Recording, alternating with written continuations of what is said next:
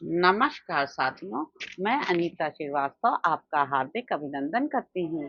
श्रीमद् वाल्मीकि रामायण में आज का प्रसंग है श्री राम और लक्ष्मण की पक्षीराज जटायु से भेंट तथा श्री राम का उन्हें गले से लगाकर रोना।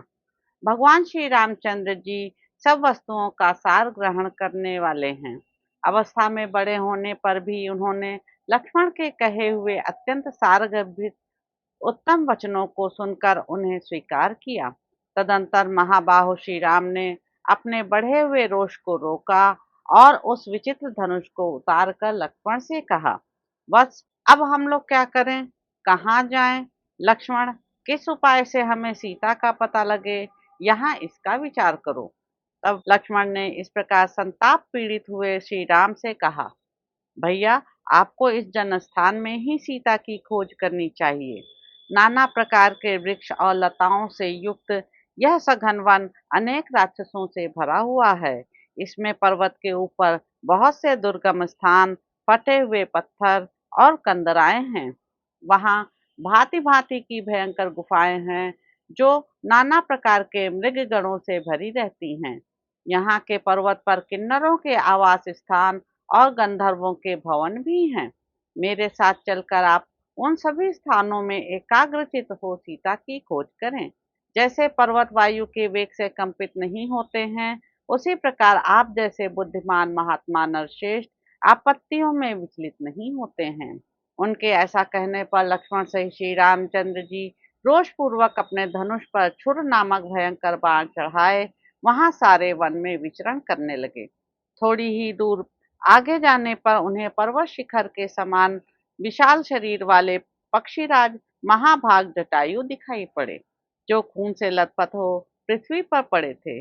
पर्वत शिखर के समान प्रतीत होने वाले उन गृधराज को देखकर श्री राम लक्ष्मण से बोले, लक्ष्मण, यह गृध के रूप में अवश्य ही कोई राक्षस जान पड़ता है जो इस वन में घूमता रहता है। निसंदेह इसी ने विदेह राजकुमारी सीता को खा लिया होगा। विशाल लोचना सीता को खाकर यह यहाँ सुखपूर्वक बैठा हुआ है।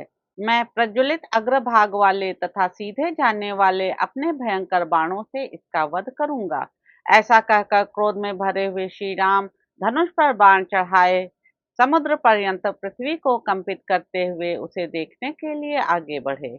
इसी समय पक्षी जटायु अपने मुंह से फेन युक्त रक्त वमन करते हुए अत्यंत दीन वाणी में दशरथ नंदन श्री राम से बोले, आयुष्मान, इस महान वन में तुम जिसे औषधि के समान ढूंढ रहे हो, उस देवी सीता को तथा मेरे इन प्राणों को भी रावण ने हर लिया। रघुनंदन, तुम्हारे और लक्ष्मण के न रहने पर महाबली रावण आया और देवी सीता को हर ले जाने लगा। उस समय मेरी दृष्टि सीता पर पड़ी। प्रभु, ज्यों ही मेरी दृष्टि पड़ी, मैं सीता की सहायता के लिए दौड़ पड़ा। रावण के साथ मेरा युद्ध हुआ।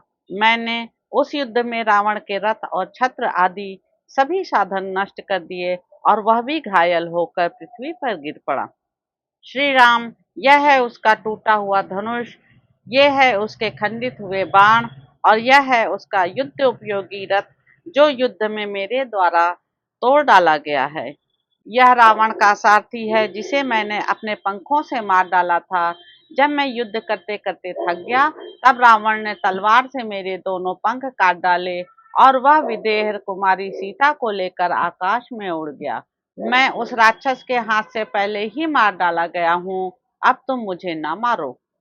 सीता से संबंध रखने वाली यह प्रिय वार्ता सुनकर श्री रामचंद्र जी ने अपना महान धनुष फेंक दिया और गिरिधराज जटायु को गले से लगाकर वे शोक से विवश हो पृथ्वी पर गिर पड़े और लक्ष्मण के साथ ही रोने लगे।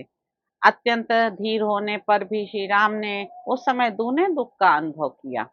असहाय हो एकमात्र ऊर्ध्वश्वास की संकटपूर्ण अवस्था में पड़कर बारंबार लंबी सांस खींचते हुए जटायु की ओर देखकर श्री राम को बड़ा दुख हुआ। उन्होंने सुमित्रा कुमार से कहा, लक्ष्मण, मेरा राज्य छिन गया, मुझे वनवास मिला, सीता का अपहरण हुआ और ये मेरे परम सहायक पक्षीराज भी मर गए। ऐसा जो मेरा यह दुर्भाग्य है, यह तो अग्नि को भी जलाकर भस्म कर सकता है। यदि आज मैं भरे हुए महासागर को तैरने लगूं तो मेरे दुर्भाग्य की आंच से वह सरिताओं का स्वामी समुद्र भी निश्चय ही सूख जाएगा। इस चराचर जगत में मुझसे बढ़कर भाग्यहीन दूसरा कोई नहीं है। जिस अभाग्य के कारण मुझे इस विपत्ति के बड़े भारी जाल में फंसना पड़ा है।